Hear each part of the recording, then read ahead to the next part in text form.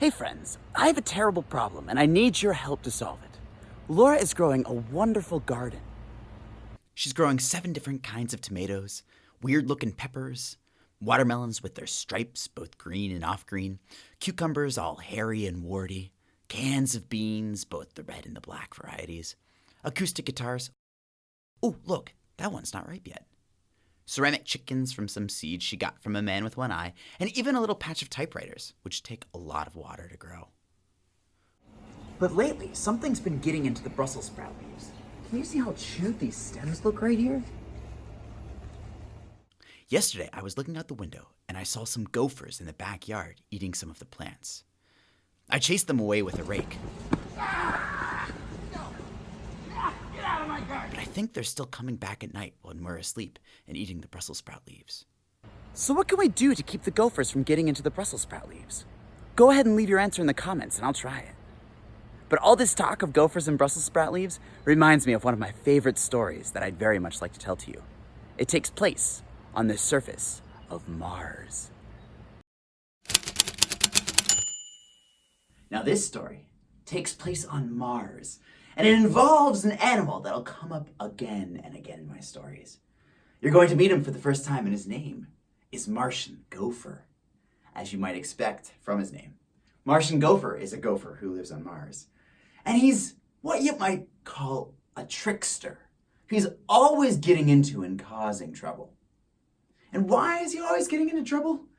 Honestly, I think he likes it. Most reasonable people, when they hear the sound of trouble, they walk the other way. But Martian Gopher, if he ever heard the sound of trouble, his ears perk up, his nose wiggles, his eyes sparkle, and he finds a way to get smack dab right in the middle of something truly calamitous. Now, Martian Squirrel was a very different sort of animal from Martian Gopher. Martian Squirrel was always gardening things. She was always growing things from seeds, which you have to understand on Mars is a very difficult thing to do on account of it being further from the sun, so there's not as much light, and the soil is full of poison, and also there's not much atmosphere to speak of. So Martian Squirrel is a very talented gardener indeed.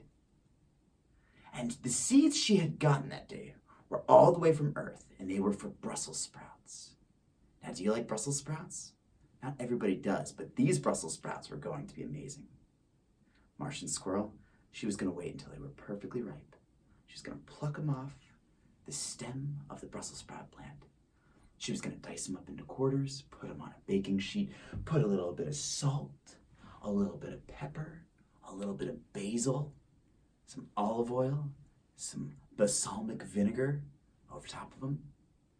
And she would roast those Brussels sprouts at 350 degrees until her whole house smelled like the kind of place that hunger goes and never comes back from. Now, Martian Squirrel was a very studious gardener, a very protective gardener, you might say. And she had built an enormous brick wall all the way around her garden, which was fortunate because Martian Gopher decided he was not going to wait until those Brussels sprouts were all plucked and cooked in order to eat some. You see, he wasn't 100% sure that Martian Squirrel was going to share her Brussels sprouts with him when they were all cooked. And also, he wasn't what you might call a patient animal. He wanted those Brussels sprouts today. So he got his mitts on a wrecking ball, one of those big iron balls they used to smash buildings and smash walls. And he got that wrecking ball and he rolled it just as quiet and as careful as he could up to the garden wall of Martian Squirrel's garden. And just as gentle as he could, he took that wrecking ball and he tapped it against the wall. And what do you think happened? Nothing happened at all. And Martian Gopher was so upset, he couldn't understand what he'd done wrong. Why wasn't his wrecking ball wrecking? It's there in the name. Why wasn't it smashing through that brick wall? Do you know? Well, think back on whenever you've seen wrecking balls. They're usually on the end of long tethers being swung by cranes. For a wrecking ball to wreck, it needs to be moving faster than if it's just sitting still. It doesn't really do much if it's just sitting there. And so Martian Gopher thought back on his memory of wrecking balls. And so he rolled his wrecking ball just a little bit up the hill that was next to Martian Squirrel's home.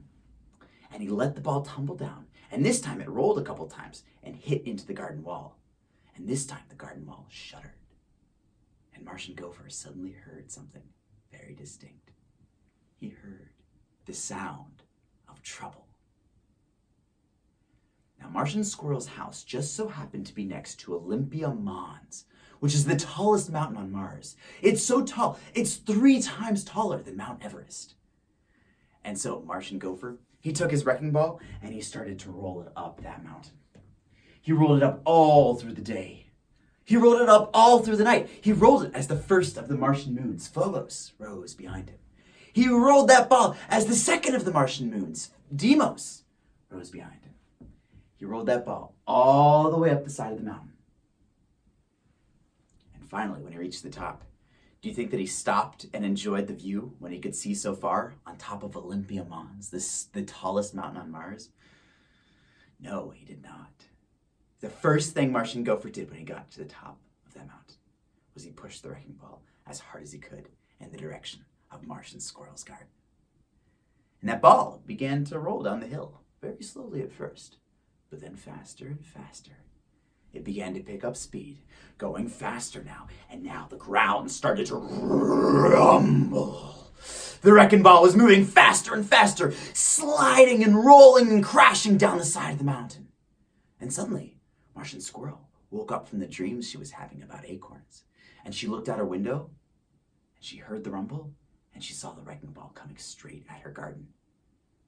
She ran outside, but there was nothing she could do. That ball was rolling and rolling and rolling, and nothing on Earth and nothing on Mars could have stopped it from crashing as hard as it possibly could into the garden wall.